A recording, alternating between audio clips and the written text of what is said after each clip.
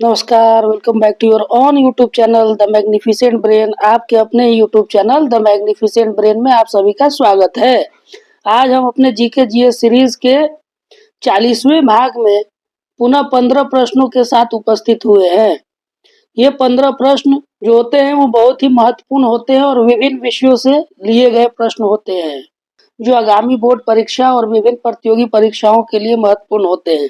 इससे पहले कि हम अपने प्रश्नों का सिलसिला शुरू करें, आपके लिए कुछ महत्वपूर्ण बातें हैं जो जान लेना ज़रूरी है। आप हमारे यूट्यूब चैनल के अलावा हमें फेसबुक पेज पर फॉलो कर सकते हैं। इसके अलावा आप हमारे टेलीग्राम चैनल को ज्वाइन कर सकते हैं और टेलीग्राम ग्रुप को भी ज्वाइन कर सकते हैं। टेलीग्राम ग्रुप को ज्वाइन करने से फ़ायदा ये है कि समय-समय पर वहाँ पर आने वाले समय में क्यूज क्वेश्चन कराए जाएंगे, जो आपके परीक्षाओं के लिए और विभिन्न प्रतियोगी परीक्षाओं के लिए महत्वपूर्ण होगा। तो जल्दी कीजिए, हमारे टेलीग्राम ग्रुप को जल्द से जल्द ज्वाइन कर लीजिए। अब आइए शुरू करते हैं अपने प्रश्नों के सिलसिला को। और आज का पहला प्रश्न है, खजुराहों के मंदिरों का संबंध है। खजुराहों के मंदिरों का संबंध है। ऑप्शन ए शैव संप्रदाय से, ऑप्शन बी वैष्णव संप्रदाय से, ऑप्शन सी जैन संप्रदाय से, ऑप्शन डी ए बी और सी तीनों से। खजुराहों के मंदिर का संबंध किससे है?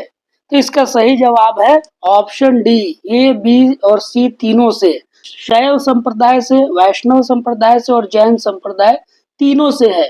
खजुराहों के मंदिर का निर्माण चंदेल राजवंश के शासनकाल में हुआ था। चंदेल राजा शैव संप्रदाय के अनुयायी थे, लेकिन उन्होंने वैष्णव और जैन धर्म के प्रति भी सम्मान दिखाया। इसलिए खजुराहो में शैव, विष्णु और जैन तीर्थंकर को समर्पित मंदिर मिलते हैं। तो आप समझ गए होंगे कि इसका सही उत्तर ऑप्शन डी है। आइए प्रश्न संख्या 2 पर चलते हैं। दूसरा प्रश्न है, जैन वास्तुकला का प्राचीनतम उदाहरण मिलता है। जैन वास्तुकला का प्राचीनतम उदाहरण मिलता है। ऑप्शन ए है दिलवाड़ा में, ऑप्शन बी है खजुराहो में, ऑप्शन सी है पुरी में, ऑप्शन डी है वाराणसी में। तो जैन वास्तुकला का प्राचीनतम उदाहरण जो मिलता है वो मिलता है दिलवाड़ा में। Option A is the right answer. Dilwara के जैन मंदिर का निर्माण 11वीं से 13वीं शताब्दी के बीच हुआ था। ये मंदिर अपनी अत्यंत नाजुक और जटिल नक्काशी के लिए प्रसिद्ध है। इन मंदिरों की दीवारों और छतों को संगमरमर से सजाया गया है और उन पर देवी देवताओं की मूर्तियां उकेरी गई है। दिलवाड़ा के मंदिर जैन वास्तुकला के उत्कृष्ट उदाहरण है और इन्हें भारतीय कला का खजाना माना जाता है। तो इसका सही जवाब आपको समझ में आ गया होगा कि option A is the right answer. प्रश्न संख्या 3।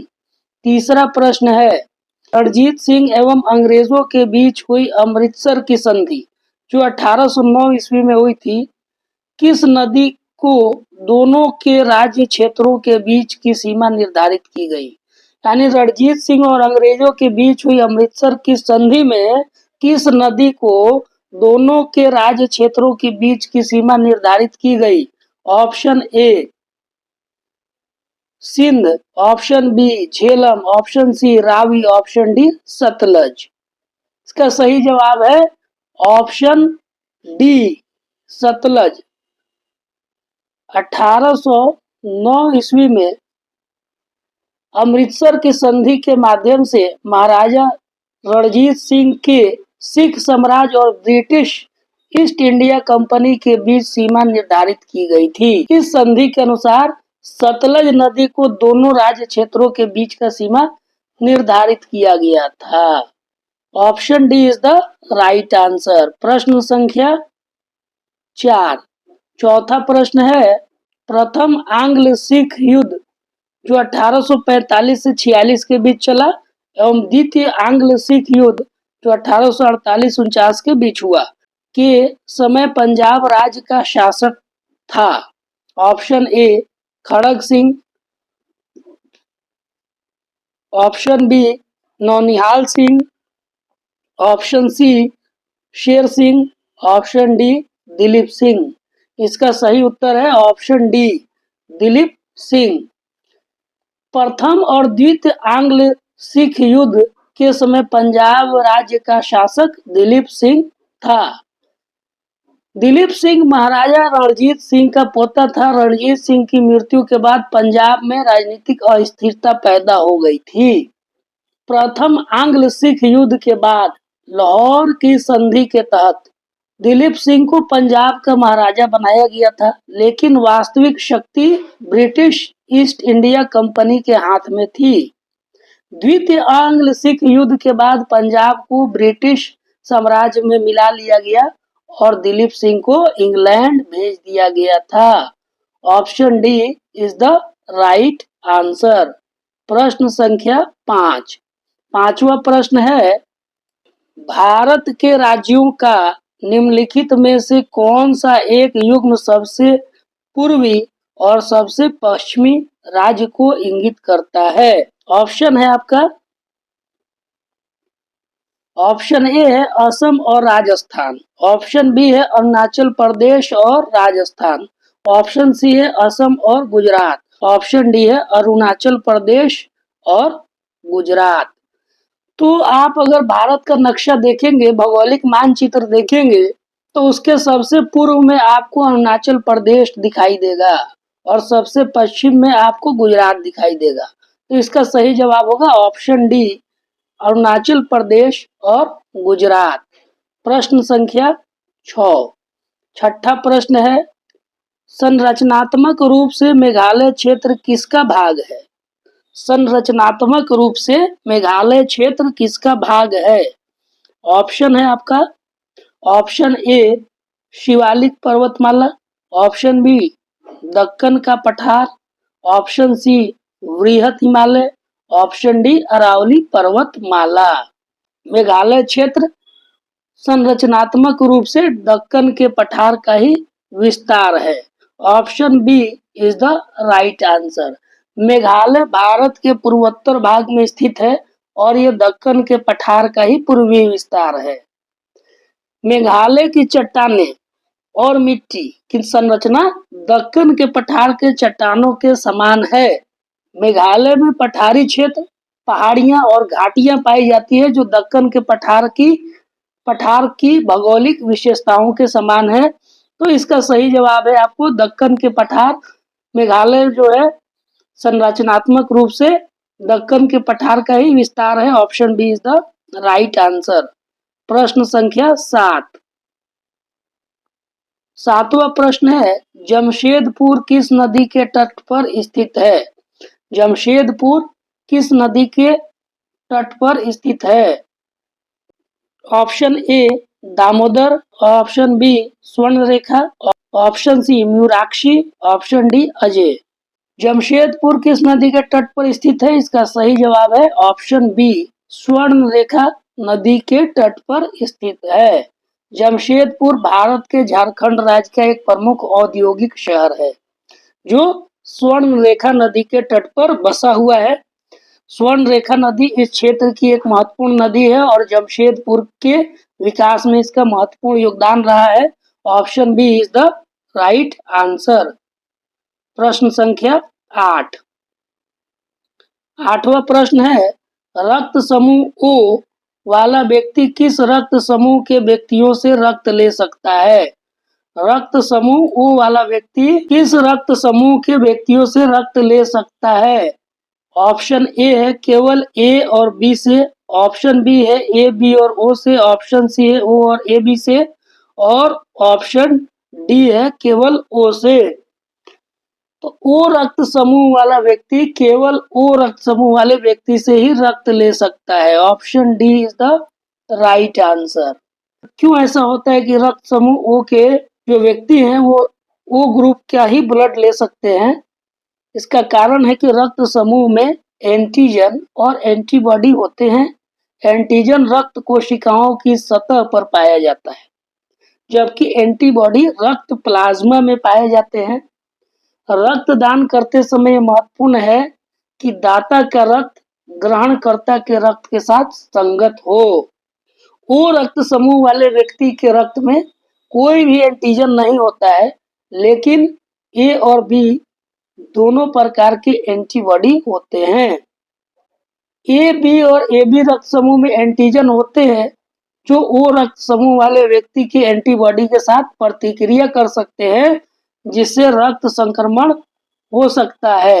एक चीज और जान लेते हैं, ओ रक्त समूह वाले व्यक्ति को यूनिवर्सल दाता कहा जाता है, क्योंकि वे अपना रक्त ए ग्रुप, बी ग्रुप और ए बी ग्रुप वाले लोगों को दे सकते हैं, लेकिन ओ रक्त समूह वाले व्यक्ति केवल ओ रक्त समूह वाले व्यक्ति से ही रक्त ले सकते हैं। तो इसका सही जवाब है ऑप्शन डी। अगले प्रश्न को देखते हैं। प्रश्न संख्या 9। कोई भी प्रकार के रक्त वाला व्यक्ति किसी आकस्मिक संकट में किस प्रकार के रक्त वाले आदमी को रक्तदान कर सकता है? कोई भी प्रकार के रक्त वाला व्यक्ति किसी आकस्मिक संकट में किस प्रकार के रक्त वाले आदमी को रक्तदान कर सकता है? ऑप्शन ए है बी या ए, ऑप्शन बी है ए बी या ए, ऑप्शन सी है ए या ओ, ऑप्शन डी है ए बी या बी। तो इसका सही जवाब है कोई भी प्रकार के रक्त वाला व्यक्ति आकस्मिक संकट में ए बी या बी समूह वाले आदमी को रक्तदान कर सकता है। Option D is the right answer. B प्रकार के रक्त वाले व्यक्ति किसी आकस्मिक संकट में ए बी या बी प्रकार के रक्त वाले व्यक्ति को रक्तदान कर सकते हैं। इसका कारण क्या है? रक्त समूह में एंटीजन और एंटीबॉडी होते हैं। ये पहले पूर्व वाले क्वेश्चन में, इससे पहले वाले क्वेश्चन में भी हमने बता दिया है। एंटीजन रक्त कोशिकाओं की सतह पर पाए जाते हैं, जबकि एंटीबॉडी रक्त प्लाज्मा में पाए जाते हैं। रक्तदान करते समय यह महत्वपूर्ण है कि दाता का रक्त ग्रहणकर्ता के रक्त के साथ संगत हो। ए बी प्रकार के रक्त में ए और बी दोनों एंटीजन होते हैं, लेकिन कोई भी एंटीबॉडी नहीं होती है। इसलिए ए बी प्रकार का रक्त किसी भी प्रकार के रक्त को ग्रहण कर सकता है। यूनिवर्सल रिसीवर होता है ए बी। तो बी समूह का व्यक्ति बी को तो दान करेगा ही, ए बी को भी दान कर सकता है। Option D is the right answer. अगला प्रश्न, प्रश्न संख्या 10। भारतीय संविधान के किस भाग को उसकी आत्मा की संज्ञा प्रदान की गई है? यहाँ गलत टाइप हो गया है, संज्ञा होगा। भारतीय संविधान के किस भाग को उसकी आत्मा की संज्ञा प्रदान की गई है? ऑप्शन ए प्रस्तावना, ऑप्शन बी मौलिक अधिकार, ऑप्शन सी राज्य के नीति निर्देशक तत्व और ऑप्शन डी संविधान के सभी अनुच्छेद। किस भाग को संविधान का आत्मा कहा गया है? इसका सही जवाब है ऑप्शन ए। भारतीय संविधान में प्रस्तावना को संविधान का आत्मा कहा गया है। प्रस्तावना भारतीय संविधान का सबसे महत्वपूर्ण भाग है और इसे संविधान की आत्मा माना जाता है। यह संविधान के अन्य सभी भागों के लिए एक मार्गदर्शक सिद्धांत का काम करता है। Option A is the right answer. प्रश्न संख्या 11। 11वां प्रश्न है, भारत एक धर्मनिरपेक्ष राज्य है, इसका मतलब है कि भारतीय राज्य। भारत एक धर्मनिरपेक्ष राज्य है, इसका मतलब है कि भारतीय राज्य। ऑप्शन ए धर्म विरोधी नागरिकों का समर्थन करता है। ऑप्शन बी बहुसंख्यक समुदाय के धर्म का समर्थन करता है। ऑप्शन सी अल्पसंख्यक समुदाय के धर्म का समर्थन करता है। ऑप्शन डी किसी निश्चित धर्म का समर्थन नहीं करता है। भारत एक धर्मनिरपेक्ष राज्य है, इसका अर्थ है कि वो किसी निश्चित धर्म का समर्थन नहीं करता है। Option D is the right answer. Bharat को एक धर्मनिरपेक्ष राज्य होने का अर्थ है कि राज्य किसी भी एक विशेष धर्म को प्राथमिकता नहीं देता है। यानी भारत में विभिन्न धर्मों के लोग रहते हैं और राज्य सभी धर्मों का समान रूप से सम्मान करता है। राज्य किसी भी नागरिक के साथ धर्म के आधार पर भेदभाव नहीं करता। सभी नागरिकों को कानून के समक्ष समान अधिकार है। धर्मनिरपेक्षता का मतलब यह नहीं है कि राज्य धर्म का विरोध करता है। इसका मतलब सिर्फ इतना है कि राज्य किसी एक धर्म को दूसरे पर तरजीह नहीं देता। Option D is the right answer. प्रश्न संख्या 12। 12वां प्रश्न है, वायुयान और रॉकेट बनाने के लिए कौन सी धातु प्रयोग की जाती है? वायुयान और रॉकेट बनाने के लिए कौन सी धातु प्रयोग की जाती है? ऑप्शन ए सीसा, option B aluminium, option C nickel, option D तांबा। वायुयान और रॉकेट बनाने के लिए मुख्य रूप से एल्यूमिनियम का ही प्रयोग किया जाता है। Option B is the right answer. क्यों किया जाता है? क्योंकि एल्यूमिनियम बहुत हल्का होता है, जिससे वायुयान और रॉकेट का वजन कम होता है और वे आसानी से उड़ान भर सकते हैं। एल्यूमीनियम मजबूत और टिकाऊ होता है, जो वायुयान और रॉकेट को यात्रा के दौरान होने वाले तनाव और दबाव को सहन करने में सक्षम बनाता है। एल्यूमीनियम संक्षारण प्रतिरोधी होता है। इसका मतलब है कि इसमें जंग नहीं लगता है। यह विशेष रूप से महत्वपूर्ण है क्योंकि वायुयान और रॉकेट विभिन्न मौसम की स्थितियों में उड़ान भरते हैं। एल्यूमीनियम को आसानी से विभिन्न आकारों में ढाला जा सकता है, जिससे वायुयान और रॉकेट के जटिल डिजाइन बनाना संभव होता है। तो ये सब कारण है जिसकी वजह से वायुयान और रॉकेट बनाने में एल्यूमीनियम का मुख्यतः अधिक प्रयोग किया जाता है। अगले प्रश्न की ओर चलते हैं। प्रश्न संख्या 13। 13वां प्रश्न है, पानी में लोहे की सुई डूब जाती है लेकिन जहाज तैरता है, यह किस सिद्धांत पर आधारित है? पानी में लोहे की सुई डूब जाती है लेकिन जहाज तैरता है, यह किस सिद्धांत पर आधारित है? ऑप्शन ए पास्कल का सिद्धांत, ऑप्शन बी आर्किमिडीज का सिद्धांत, ऑप्शन सी केपलर का सिद्धांत, ऑप्शन डी गुरुत्वाकर्षण का नियम। पानी में लोहे की सुई डूब जाती है लेकिन जहाज तैरता है, यह सिद्धांत आधारित है आर्किमिडीज के सिद्धांत के ऊपर। Option B is the right answer. अब इसको अच्छे से समझिएगा। जब किसी वस्तु को किसी द्रव जैसे कि पानी में डुबाया जाता है तो उस वस्तु पर ऊपर की ओर एक बल लगता है। इस बल को कहा जाता है उत्प्लावन बल। यह बल उस द्रव के भार के बराबर होता है जिसे उस वस्तु ने हटाया है। अब सुई की बात करें तो सुई का आयतन बहुत कम होता है, इसलिए वो बहुत कम पानी को विस्थापित करती है। विस्थापित पानी का भार सुई के भार से कम होता है, इसलिए उत्प्लावन बल सुई के भार को संतुलित नहीं कर पाता है और सुई डूब जाती है। जबकि जहाज का आयतन बहुत अधिक होता है। जब जहाज पानी में प्रवेश करता है तो वो बहुत सारा पानी को विस्थापित करता है। विस्थापित पानी का भार जहाज के भार के बराबर या उससे अधिक होता है, इसलिए उत्प्लावन बल जहाज के भार को संतुलित कर देता है और जहाज तैरता है। आर्किमिडीज का सिद्धांत यह बताता है कि कोई वस्तु पानी में क्यों डूबती है या तैरती है। यह सिद्धांत जहाज निर्माण, पनडुब्बियों और अन्य कई क्षेत्रों में उपयोग किया जाता है। आपको समझ में आ गया होगा। Option B is the right answer. प्रश्न संख्या 14।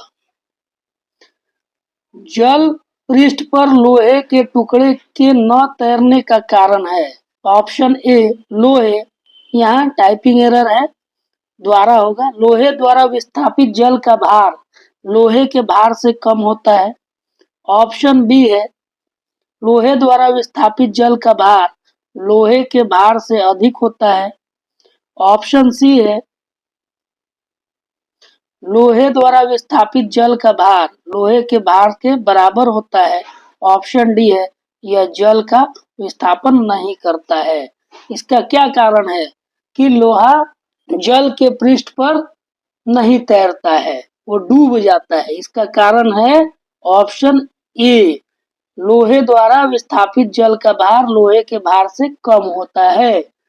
ये इस बात का चर्चा हम पहले ही कर चुके हैं पिछले प्रश्न में कि आर्किमिडीज के सिद्धांत के अनुसार जब कोई वस्तु किसी द्रव में डूबी होती है तो उस पर ऊपर की ओर एक बल लगता है जिसे उत्प्लावन बल कहते हैं। यह बल उस द्रव के भार के बराबर होता है जिसे उस वस्तु ने हटाया है। यदि उत्प्लावन बल वस्तु के भार से अधिक होता है, वस्तु तैरती है। यदि उत्प्लावन बल वस्तु के भार के बराबर होता है, वस्तु द्रव में डूबी रहती है लेकिन डूबती नहीं है, ऊपरी सतह पर होती है। यदि उत्प्लावन बल वस्तु के भार से कम होता है तो वस्तु डूब जाती है। तो लोहा पानी से अधिक घना होता है। जब लोहा का टुकड़ा पानी में डूबता है तो वो अपने बराबर आयतन का पानी विस्थापित नहीं कर पाता है। लोहे द्वारा विस्थापित पानी का भार लोहे के टुकड़े के भार से कम होता है, इसलिए उत्प्लावन बल लोहे के भार को संतुलित नहीं कर पाता है और लोहे का टुकड़ा डूब जाता है। Option A is the right answer. आज का 15वां और अंतिम प्रश्न, किस वर्ष भारतीय रुपए का 2 चरणों में अवमूल्यन किया गया? किस वर्ष भारतीय रुपए का 2 चरणों में अवमूल्यन किया गया? ऑप्शन ए 1949 ईस्वी में, ऑप्शन बी 1966 ईस्वी में, ऑप्शन सी 1991 ईस्वी में, ऑप्शन डी 1994 ईस्वी में। इसका सही जवाब है ऑप्शन सी 1991 ईस्वी में। भारतीय रुपए का 2 चरणों में अवमूल्यन 1991 में किया गया था। यह भारत के आर्थिक सुधार का एक महत्वपूर्ण हिस्सा था। इस अवमूल्यन के पीछे कई कारण थे, जैसे कि विदेशी मुद्रा का संकट था, भुगतान संतुलन का घाटा था, उच्च मुद्रास्फीति था और आर्थिक सुधारों की भी आवश्यकता थी। मुद्रा के अवमूल्यन का क्या परिणाम हुआ? इसका परिणाम ये हुआ कि निर्यात में वृद्धि हुई। रुपए के अवमूल्यन से भारतीय उत्पाद विदेशों में सस्ते हो गए, जिससे निर्यात बढ़ गई। विदेशी निवेश बढ़ गया। अवमूल्यन से विदेशी निवेश के लिए भारत आकर्षक निवेश गंतव्य बन गया, जिससे कि आर्थिक विकास हुई। अवमूल्यन ने भारत के आर्थिक विकास को गति दी। पहला अवमूल्यन हुआ था 1949 ईस्वी में। भारत के आजादी के बाद पहली बार रुपये का अवमूल्यन किया गया था, लेकिन यह 2 चरणों में नहीं था। दूसरा अवमूल्यन किया गया था 1966 ईस्वी में। दूसरी बार रुपए का अवमूल्यन किया गया था, लेकिन यह भी 2 चरणों में नहीं था। लेकिन जो 1991 ईस्वी में किया गया, यह अवमूल्यन 2 चरणों में किया गया। 1991 में भारतीय रुपये का 2 चरणों में अवमूल्यन किया गया था और यह भारत के आर्थिक सुधारों का एक महत्वपूर्ण मोड़ था। तो option C is the right answer. उम्मीद है कि आपको 15 महत्वपूर्ण प्रश्न समझ में आ गए होंगे। इसी प्रकार के प्रश्नों को देखने के लिए हमारे YouTube से जुड़ जाइए, हमारे इस चैनल को सब्सक्राइब कर लीजिए। इसके साथ साथ हमारे टेलीग्राम ग्रुप को ज्वाइन कर लीजिए, इसका लिंक डिस्क्रिप्शन बॉक्स में मौजूद है। अभी ये ग्रुप नया है, इसलिए इसमें लोगों की संख्या कम है। अभी जैसे जैसे लोग ज्वाइन करेंगे उसके बाद उसमें यूज शुरू किया जाएगा। हमारे इस वीडियो को लाइक कीजिए, शेयर कीजिए और हमारे इस YouTube चैनल को सब्सक्राइब कर लीजिए। मिलते हैं इसी प्रकार के ज्ञान और जानकारी से भरे अगले भाग में। तब तक के लिए हमें दीजिए अनुमति। धन्यवाद। Thank you for watching.